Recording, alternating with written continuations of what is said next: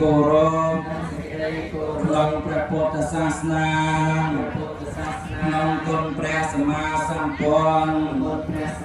និងព្រះបរិយត្តិធម៌ព្រះនបលោកកតរធម៌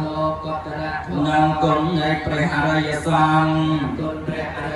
ខ្ញុំប្រកាសណាទាំងឡាយ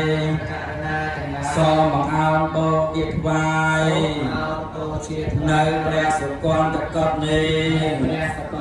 ជាមហាចេតិយកម្ពុជាព្រះរតនត្រ័យមានព្រះសម្មាសម្ពុទ្ធជាប្រធានបបិទ្ធប្រគុំម្ដែងសង្ឃដល់ចម្រើនហើយសូមព្រះសង្ឃមេត្តាដំណើរក្នុងការប្រើប្រាស់នៅព្រះចេតិយនេះដើម្បីជាប្រយោជន៍ដល់យើងខ្ញុំបកករណាទាំងឡាយមួយលើទៀតខ្ញុំបកករណាទាំងឡាយសូមបូជាថ្វាយនៅព្រះចេតិយនេះ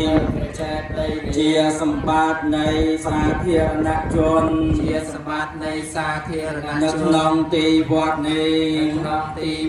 ដើម្បីប្រើប្រាស់ជាបុណ្យកុសលដើម្បីបានសម្រេចនៅបុណ្យកុសលខ្ញុំបកករណាទាំងឡាយដែលខិតខំខ្វល់ខ្វាយជាយាមប្រឹងប្រែងបានកសាងហើយ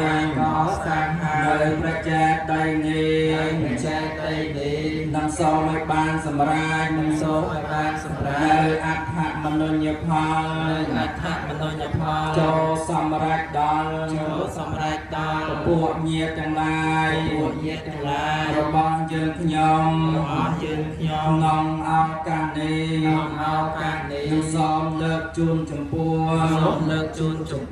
តាបាសបិសាមជាដើមផងដល់ញាតិរបស់ខ្ញុំទាំងឡាយផងដល់លោកគ្រូចារិកាគ្រប់ចំនួនផងគណៈកម្មការគ្រប់ចំនួនផងគ្រូឧបជាយាចានៃខ្ញុំបកករណាទាំងឡាយផង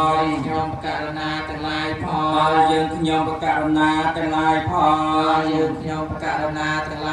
ងការជាអង្វែងទៅរយៈពីរដងផងរយៈបីដងផងសូមអនុមោទនា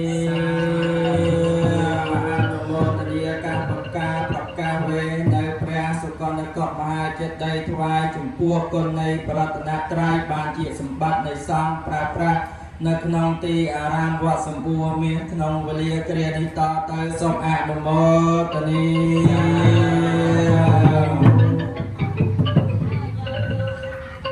ជាកិច្ចបន្តសូមរតនាបកណាពីរូបចាតិកាប្របីអង្គមុនលើដោយប្រធេរៈគ្រប់ព្រះអង្គព្រមទាំងព្រះ